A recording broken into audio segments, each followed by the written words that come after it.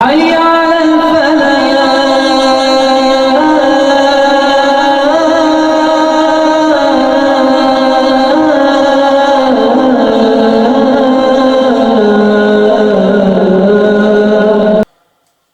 میں اس کے بعد برادرم فضیلت الشیخ حافظ ضمیر احمد سلفی حفیظہ اللہ جو اپنی اس مدرسہ الحکمہ کے ایک لائق و فائق استاذ ہیں، میں برادرم سے نہایت ہی ادب و احترام کے ساتھ گزارش کروں گا کہ آپ ڈائس پر تشریف لائیں اور اپنے قیمتی پند و نصائح سے سامعین و سامعات کو اور عزیز طلبہ و طالبات کو محظوظ کریں۔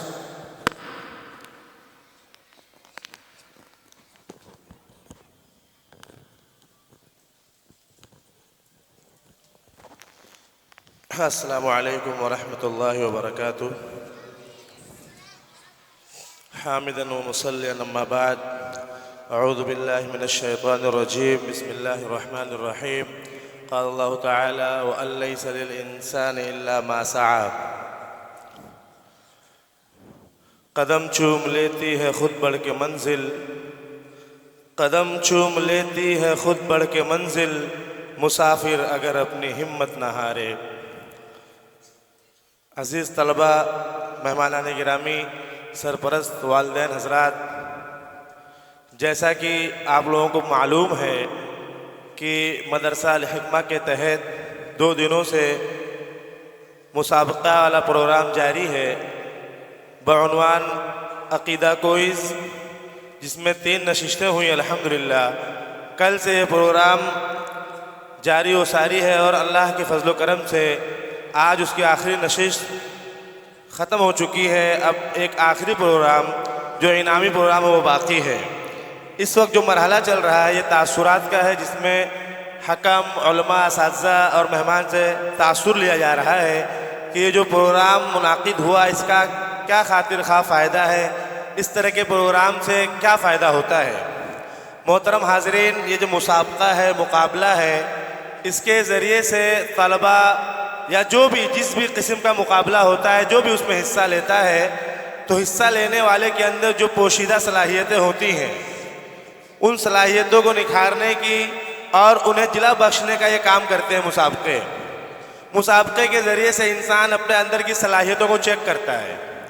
وہ اپنے آپ کو جب پیش کرتا ہے لوگوں کے سامنے ایک مقابلے کی حیثیت سے اور اس میں حصہ لیتا ہے، تب اسے اندازہ ہوتا ہے کہ میرے اندر کیا صلاحیتیں چھپی تھیں۔ ان مسابقوں کے ذریعے سے بچے، طلبہ محنت کر کے اپنی پوشیدہ صلاحیتوں کو نکھارتے ہیں، اور یہ مسابقے طلبہ کے درمیان ایک تحریک پیدا کرتے ہیں کہ وہ محنت کے ذریعے سے وہ چیز حاصل کر سکتے ہیں جو ان کے وہم و گمان میں نہیں ہے۔ یہ ایک مسابقہ تھا، اس میں کچھ طلبہ جو زیادہ اور اچھے نمبرات لائے ہیں انہیں انعام سے نوازا جائے گا، لیکن جو اس نمبر تک نہیں پہنچ سکے ہیں وہ بھی قابل مبارکباد ہے۔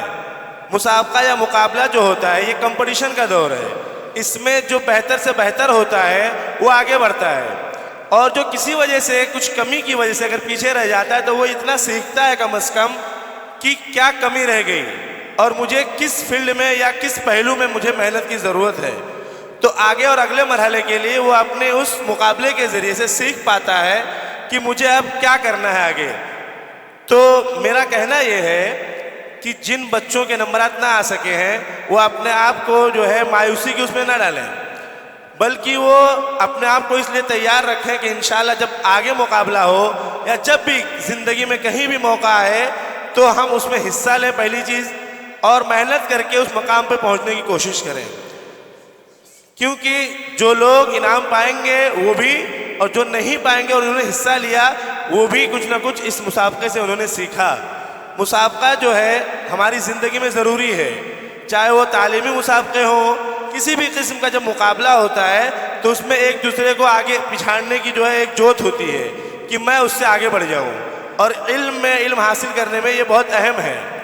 نیکی کا معاملہ ہو، تعلیم کا معاملہ ہو، ایک دوسرے سے آگے بڑھنے کا جو چسکا ہے یہ بہت ضروری ہے۔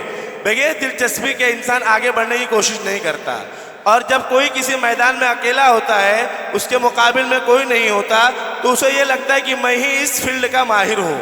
جب اس کے مقابلے میں کوئی اس سے اچھا آتا ہے تب اسے احساس ہوتا ہے کہ نہیں میرے سے بھی اچھے موجود ہیں. وفوق کل ذی علم علیم، ہر علم والے سے بڑھ کر علم والا اللہ تعالیٰ نے اس دنیا میں پیدا کیا.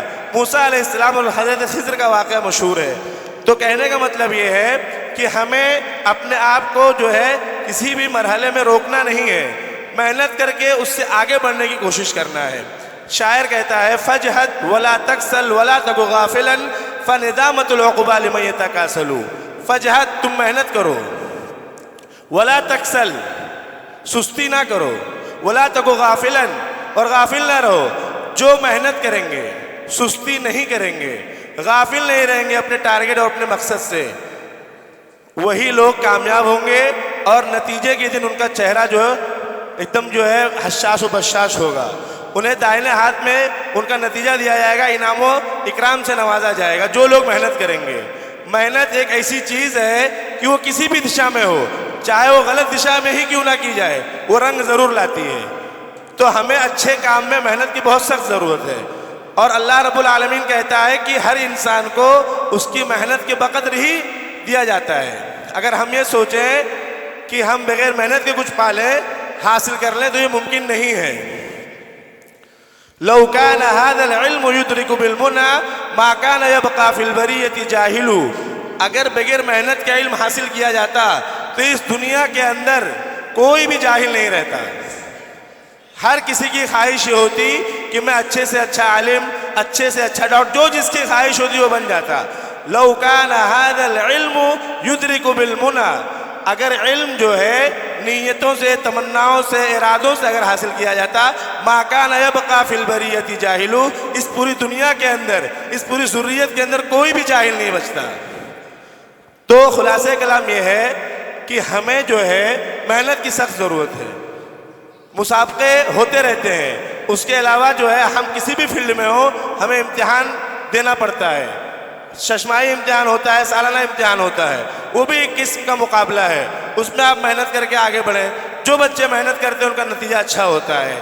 اب یہاں جو لوگ بیٹھے ہیں جن کے بچوں نے اچھا نمبر لایا ہے، وہ ماں باپ کتنے خوش ہوں گے. تو کیا کوئی بچہ ایسا ہے جو یہ چاہتا ہے کہ اس کے ماں باپ خوش نہ ہو؟ ہر کوئی چاہتا ہے کہ جب نتیجے کا دن ہو تو میں جو ہے سرخرور ہوں. تو اس کے لیے ہمیں محنت کرنی پڑے گی. اور ان طلبہ اور بچوں کے پیچھے جن لوگوں نے بھی محنتیں کی، چاہے وہ اساتذہ ہوں، ان کے ماں باپ ہوں، سب کے سب قابل مبارکباد ہیں. میں انہی چند باتوں کے ذریعے سے اپنی بات ختم کرتا ہوں اور اللہ تعالیٰ سے دعا کرتا ہوں کہ اللہ تعالیٰ ہم تمام لوگوں کو نیک عمل اور اپنے مقصد میں کامیاب ہونے کے لیے جو جو وسائل اور جو ضروریات ہیں اسے عمل میں لانے کی ضرورت ہے. آخر میں اللہ تعالیٰ سے دعا ہے کہ اللہ تعالیٰ ہم تمام لوگوں کو نیک عمل کی توفیق دے. آمین. السلام علیکم.